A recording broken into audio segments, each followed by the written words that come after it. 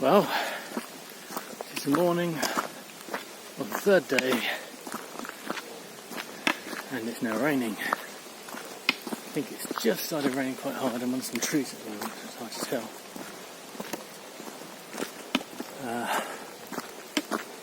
tell. Really bad night's sleep. I definitely suffered some heat stroke from the length of the walk, the lack of water, the amount of sun, and how you're just, there's barely any cover. These are the first trees I've seen in ages.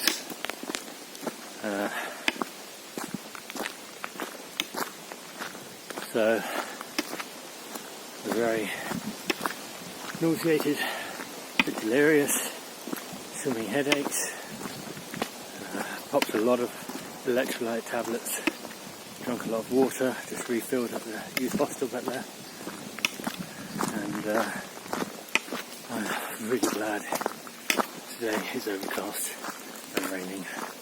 My bag's got a cover on it.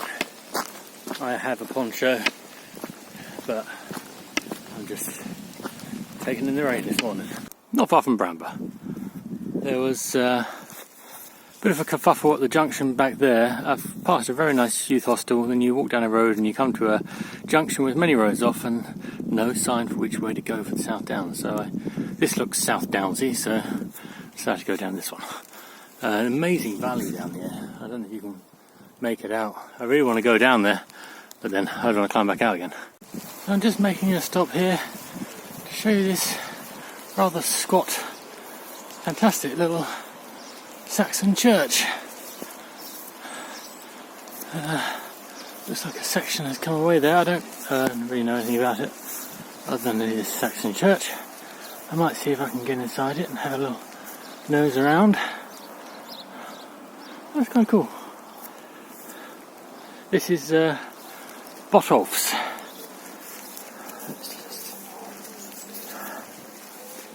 Which is near Upper Beeding, I think.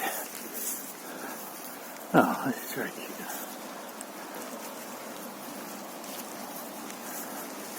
Being such an old church, I would have expected to see more gravestones.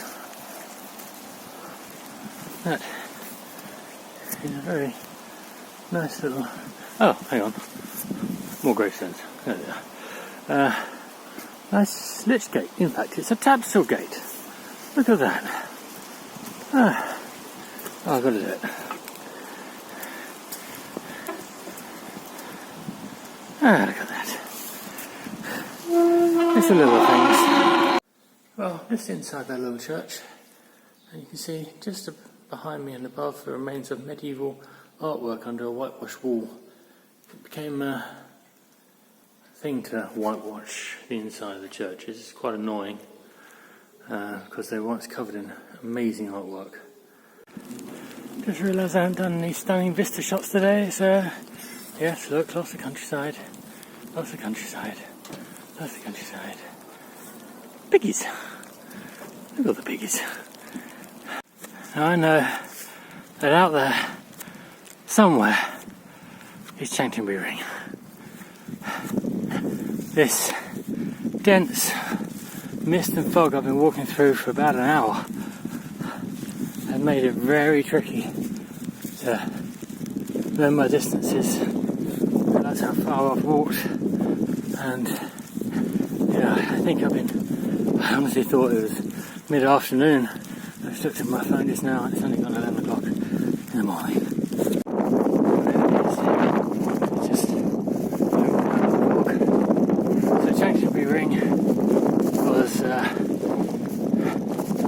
Replanted not so long ago. It's been an interesting site for a long time. So, there's guys that was attached who were camped up here being tossed about, picked up on at the moment by invisible forces and disappearing again. And there's a legend, if you walk around the ring backwards 7 times, Devil will appear and offer you a bowl of soup or porridge. I mean, if it's soup, I hope it's not from a can. Porridge, you gotta have raisins in it or something. I imagine it's very good super porridge in exchange for your soul. How you walk on backwards, I don't know, because you're bound to trip over something. Anyway, I think it's an Iron Age fort. It's definitely had seen Roman occupation. There are remains of 2 Roman temples on the ground. Lots of pig bones have been found in one of the smaller temples. I had intended to camp here tonight myself. However, what I'm doing now is I'm just using it for a bit of shelter. And I'm going to move on because it's very early in the day. And also,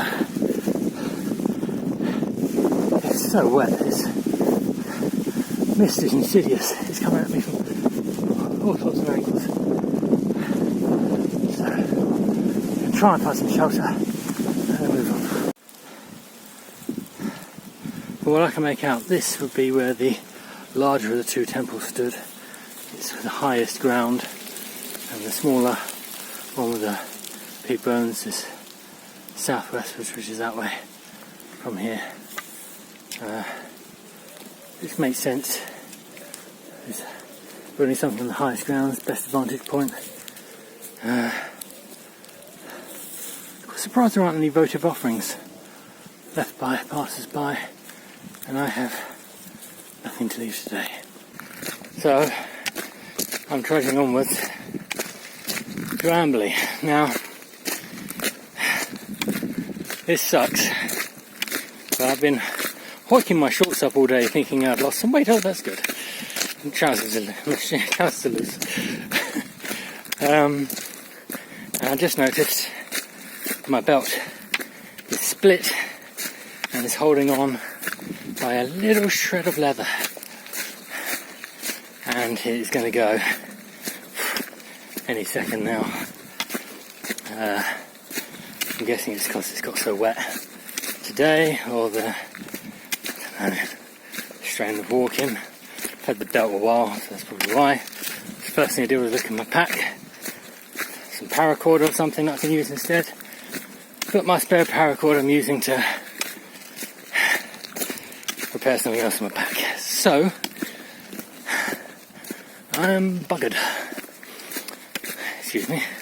There were far choicer words being thrown about in Chanctonbury Ring just now when I realised. So I think this walk is going to turn into 2 parts. Eastbourne to Amberley, and then next week or the week after I'll do Amberley to Winchester. Just getting the train. There's a good train route from Amberley, and Amberley is exactly halfway. It's the 50-mile marker, so maybe it's worked out for the best. I mean, I should have taken it as a sign when my watch strap broke and I was putting the tent away this morning. I'm going to grumble about it, but there's nothing to be done. I cannot walk another 55 miles holding my trousers up. Otherwise, you know, I've become known as the flasher of the South Downs Way. Sod it. I've collapsed for a bit and to have some food at the top of Rackham Hill, and I know you can't appreciate that, but because the camera's dodgy and my camera work is even more dodgy, but that has to be the best vista I have seen thus far. And if I was camping tonight, this would be the perfect campsite. Love it. But I'm not. So, just going to lie here, get my strength back, crack on the next 2 miles or so to Amberley.